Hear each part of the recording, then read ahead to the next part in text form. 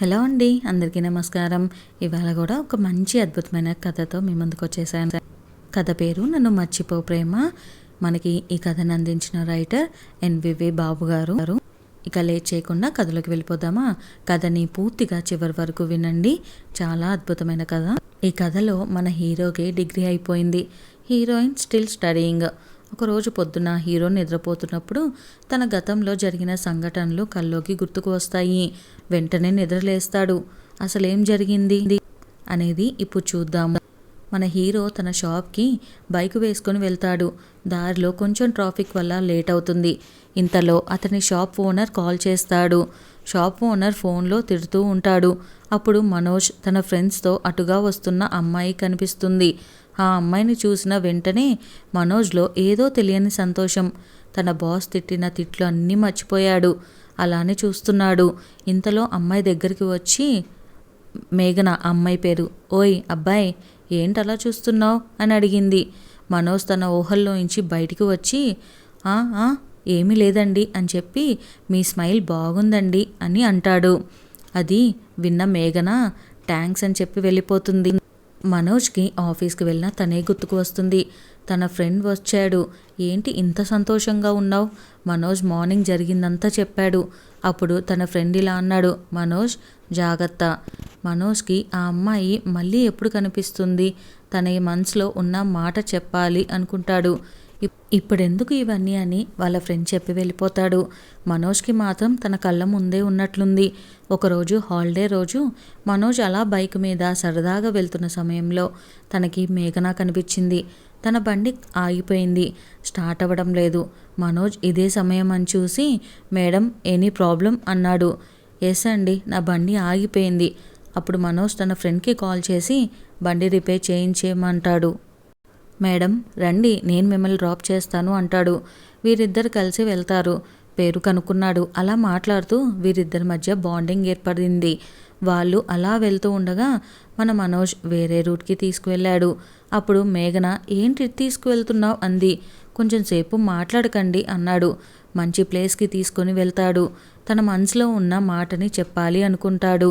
మేఘన కూడా కంగారు పడుతూ ఉంటుంది. మేఘన ఐ లవ్ యూ అని చెప్పి చిన్న కోట్ చెప్తాడు. వెంటనే తన స్మైల్ ఇచ్చి ఆలోచించుకొని చెప్తా అంది. మరుసటి రోజు మనోజ్ ఉదయాన్నే రెడీ అయ్యి మేఘన దగ్గరికి వెళ్ళాడు. తనని అడిగాడు, ఆలోచించావా అని. అని ఐ లవ్ యూ అని చెప్తుంది. వారిద్దరూ కలిసి బైక్ మీద తిరుగుతూ పార్టీలు చేసుకుంటారు. కొన్ని రోజుల తర్వాత మేఘన మనోజ్తో ఇలా అంది, కొన్ని రోజులు మనం దూరంగా ఉందాం. మా నాన్నకి నా మీద డౌట్గా ఉంది. 2 వీక్స్ ఓన్లీ బంగారం అనంది. అప్పుడు మనోజ్ సరేరా, కానీ కష్టం, నిన్ను చూడకుండా ఉండగలనా అనిపిస్తుంది. ఓకే బాయ్ రా. 2 వీక్స్ తర్వాత మన మనోజ్ అలా బైక్ వేసుకొని వెళ్తూ ఉన్నాడు. అప్పుడు అతడికి మైండ్ బ్లాక్ అయ్యే దృశ్యం కనిపించింది. మేఘన వేరే అబ్బాయితో కూర్చొని మాట్లాడుతుంది. వెంటనే మనోజ్ వాళ్ళ దగ్గరికి వెళ్ళి, ఏంటిది, నా ప్రాణం కంటే నువ్వే ఎక్కువ, నువ్వు లేకపోతే నేను లేను అని చెప్పావు కదే, మరి ఇప్పుడు వీడితో ఏంటి? నేనంటే ఇష్టం లేకపోతే ముందే చెప్పొచ్చు కదే, ఇలా నీ వెనకాల పిచ్చివాడ్లా తిరిగాను కదే అని అన్నాడు. అప్పుడు మేఘన, దయచేసి ఇంకేం మాట్లాడకు, ఇతను నా లవర్, దయచేసి నన్ను వదిలేయ్. అంటే ఇన్నాళ్ళు నాకు చూపించిన ప్రేమంతా అబద్ధమేనా? ఎస్ అవును, నీకంటే ఇతనికి పెద్ద జాబ్, ఎక్కువ జీతం, ఆడి కారు ఉంది, అందుకే లవ్ చేస్తున్నా, అవసరమైతే పెళ్లి చేసుకుంటా, నీకేమైనా ప్రాబ్లమా? అయినా నీకు అప్పుడే చెప్దామనుకున్నా, మళ్ళీ ఎక్కడ చస్తావో అని చెప్పలేదు.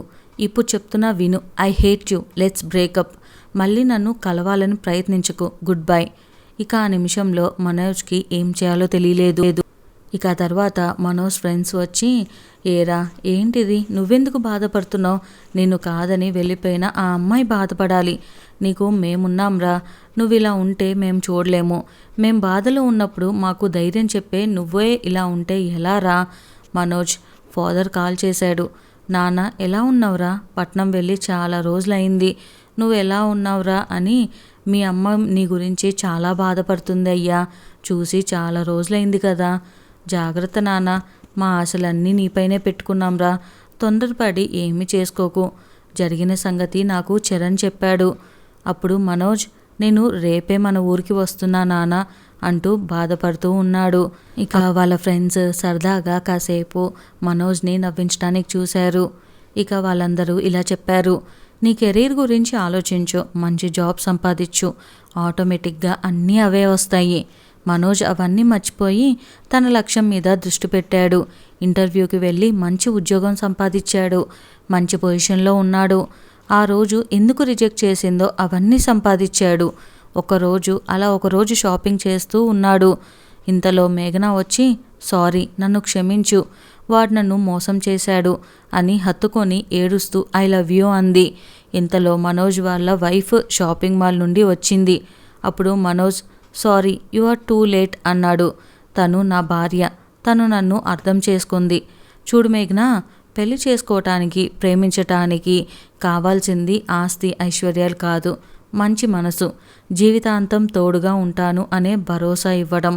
మనల్ని నమ్ముకొని వచ్చిన వారిని వాడుకొని వదిలేయటం కాదు. ఇప్పటికైనా నువ్వు మారుతావని అనుకుంటున్నా. Okay bye. అప్పుడు మేఘన తన తప్పు తెలుసుకొని, ఎనీవే హ్యాపీ మ్యారీడ్ లైఫ్ అంది. తన భార్యతో యు ఆర్ సో లక్కీ అంది. ఏదైనా మన చేతిలో ఉన్నప్పుడు అత్యాశకు పోయి అది వదిలేసుకొని దూరపు కొండలు నునుపులాగా వేరే వాటి కోసం వెళ్తే ఇలానే అవుతుందేమో. ఆ తర్వాత మనం కావాలనుకున్నప్పుడు చేతులు కాలాక ఆకులు పట్టుకున్నట్లే ఉంటుంది. మీకు కనుక ఈ షార్ట్ అండ్ స్వీట్ స్టోరీ నచ్చితే కనుక వీడియోకి ఒక లైక్ ఇచ్చేయండి. అలానే మన ఛానల్లో ఇంకా మరిన్ని బోల్డ్ అన్ని వీడియోస్ ఉన్నాయి, బోల్డ్ అన్ని స్టోరీస్ ఉన్నాయి, మంచి మంచివి. ఎవరైనా ఇంకా వినకపోతే ఒక్కసారి వినేయండి. ఛానల్ ఇంకా సబ్స్క్రైబ్ చేసుకోలేదా, వెంటనే సబ్స్క్రైబ్ చేసుకొని బెల్ ఐకాన్ని క్లిక్ చేసేయండి. Thank you, bye.